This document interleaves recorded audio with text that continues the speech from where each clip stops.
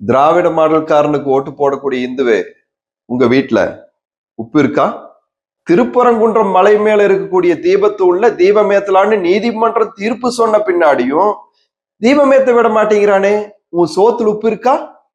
நீ கும்புற சாமியோட 100க்கும் மேற்பட்ட கோயில்களை இடிச்சிருக்கானே, உனக்கு ரோசம் இருக்கா?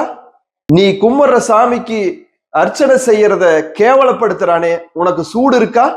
இந்துவாகி உன்னை பேசி மகன்னு சொல்லி உன் தாயை தப்பா பேசினானே, உனக்கு சொரணை இருக்கா? வேண்டுதலுக்காக நீ கழட்டி போட்ட தாலியை கூட உருக்கி அதை தங்க கட்டியாக்கி அடகு வச்சுட்டானே, உனக்கு மானம் இருக்கா? சாமியை கும்பிடுறவன் முட்டாள்னு சொல்லி உன்னோட கோயிலுக்கு முன்னாடியே எழுதி வச்சிருக்கானே, உனக்கு வெக்கம் இருக்கா? ரம்ஜானுக்கு வாழ்த்து சொல்றான், கிறிஸ்துமஸுக்கு வாழ்த்து சொல்றான், அந்த விழாவையெல்லாம் கொண்டாடுறான். ஆனா உன்னுடைய விழா தீபாவளிக்கு வாழ்த்து கூட சொல்லல, விநாயகர் சதுர்த்திக்கு வாழ்த்து கூட சொல்லல. உனக்கு கொஞ்சமாச்சும் உணர்வு இருக்கா?